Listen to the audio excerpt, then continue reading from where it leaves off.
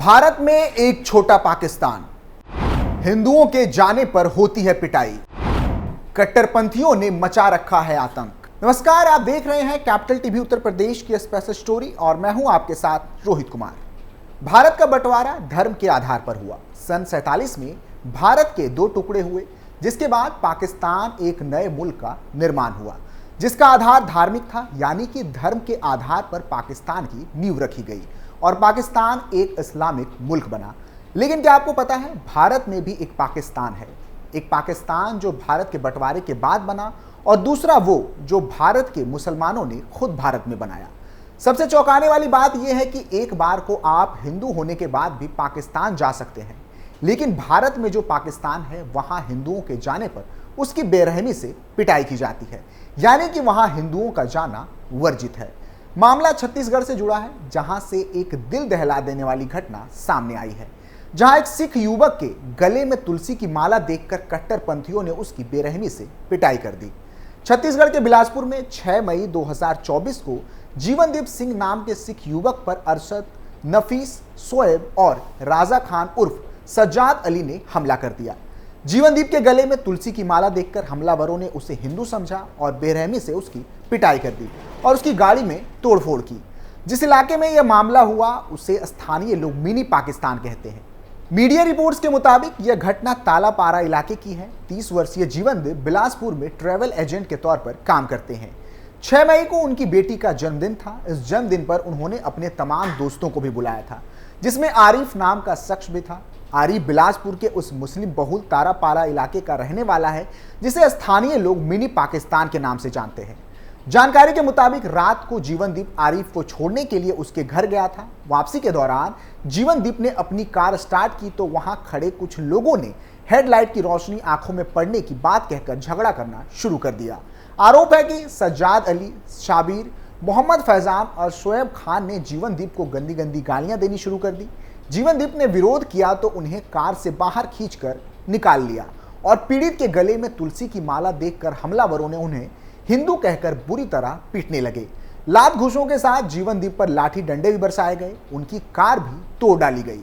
जैसे तैसे जीवनदीप ने अपनी जान बचाई। इसके बाद थाने में जाकर उन्होंने शिकायत दर्ज कराई, जिसके बाद पुलिस ने इन सभी आरोपियों के खिलाफ आईपीसी की धारा 323, 427, 294, 34 और 506 के तहत एफआईआर दर्ज कर लिया। घटना थोड़ी पुरानी है, लेकिन अब जाकर यह मामला मीडिया में सामने आया है।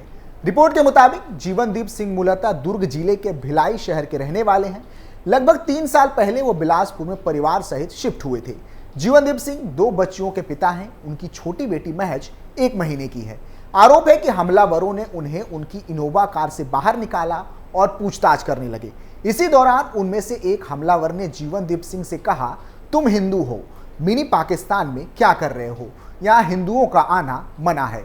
इसी सवाल जवाब के बीच लगभग 10 और लोग वहां जमा हो गए। आरोप है कि इन सभी के हाथों में चाकू और तलवारें भी थी। बताया जा रहा है कि गिरफ्तारी के बाद अब सभी चारों आरोपी जमानत पा चुके हैं। आरोप है कि अब सभी आरोपित जीवनदीप को धमकी दे रहे हैं। जीवनदीप सिंह पर केस को वापस लेने का दबाव बनाया जा रहा है। जमानत पर छूटते ही सज्जाद अली ने साथियों सहित अपने मोहल्ले और आसपास के इलाकों में फिर से दहशत मचानी शुरू कर दी है। बता दें कि जमानत पर बाहर आने के बाद सज्जाद ने फिर से एक हिंदू को धमकाया है। तलवार निकालकर स्थानीय निवासी और भाजपा नेता धनंजय गिरी गोस्वामी को गंदी गंदी गालियां दी हैं। धनंजय गिरी ने थाने में शिकायत देने में जीवनदीप सिंह की मदद की थी। इसके कारण हमलावर उनसे नाराज हैं। आरोप है कि सज्जाद अली ने शोएब खान, मोहम्मद फैजान और साबिर के साथ मिलकर धनंजय को टुकड़ों में काट डालने की धमकी दी है।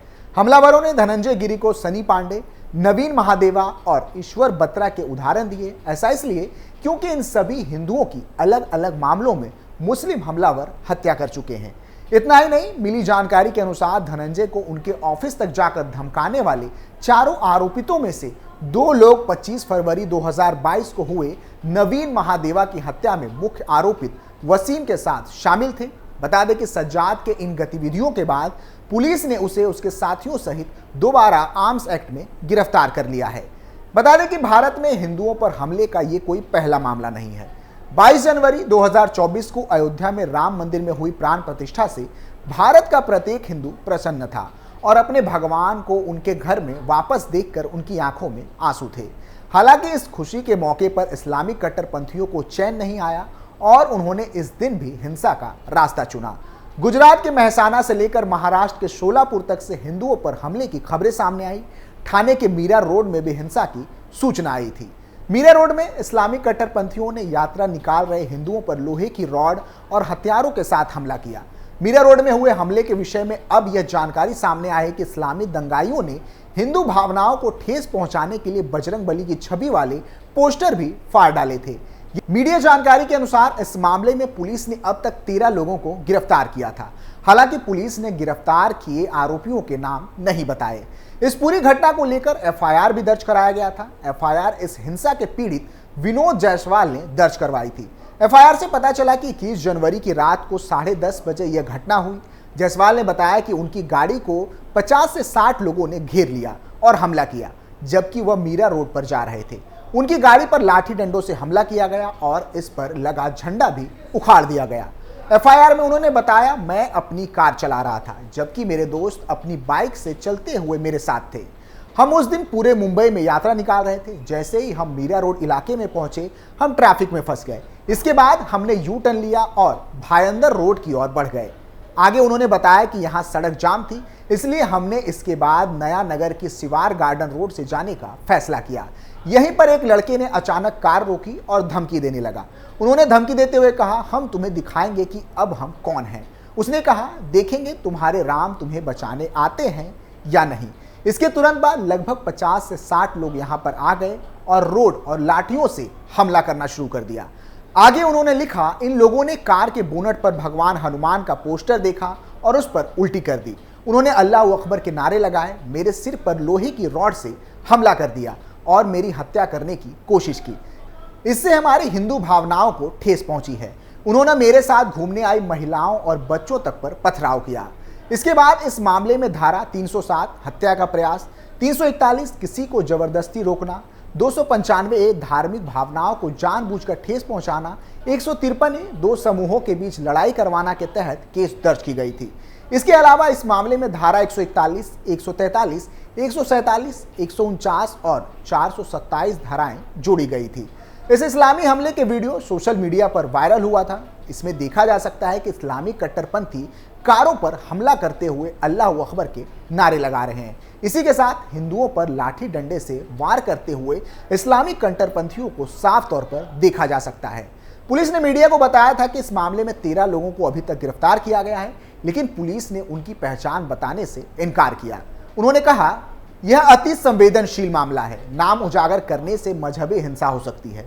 मैं अन्य कोई जानकारी नहीं दे सकता। अभी माहौल शांत करने के प्रयास किए जा रहे हैं। इतना ही नहीं, नया नगर से भी हिंसा का मामला सामने आया था, जहां हिंदुओं को भड़काते हुए एक वीडियो वायरल हुआ था। वीडियो में शख्स कहता है, भाई लोग मुसलमानों को उकसाना बंद करो, क्यों सोते हुए शेर को जगा रहे हो। मुंबई को यूपी समझ रखा है क्या? मुंबई किसी के बाप की जागीर नहीं। मुंबई खुले सांडों का इलाका है। खुले सांड मुंबई में घूम रहे हैं। किस लिए जो इंसान सोया है उसको जगा रहे हो? नया नगर में आने की क्या जरूरत है? तुम लोगों का राम इधर रामनगर में नहीं है। यहाँ मुसलमान लोग रहते हैं। यहाँ आकर जय श्री राम के नारे क्यों लगा रहे हो? उन्हें उकसाने की कोशिश क्यों कर रहे हो? बता दें कि बीते सालों में कट्टरपंथियों द्वारा हिंदुओं पर हमले के मामले बढ़े हैं, चाहे वो भारत का कोई भी हिस्सा हो। हर इलाके से ऐसी खबरें सामने आई हैं। ऐसे में जरूरत है कि सरकार सख्ती से इन पर नकेल कसने की कोशिश करे। फिलहाल के लिए इतना ही। आप देखते रहिए कैपिटल टीवी उत्तर प्रदेश। नमस्कार।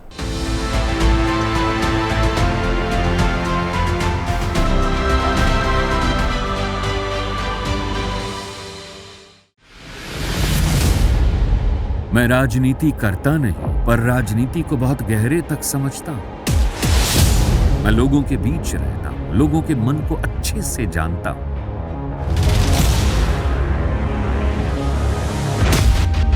पब्लिक और पॉलिटिक्स की हर नब्ज को खूब पहचानता हूं। संघर्ष की सियासत से सत्ता के सिंहासन तक मैं हर खबर से खरा सच निकालता हूं। ना कोई दौड़, ना कोई race. Capital TV, Uttar Pradesh.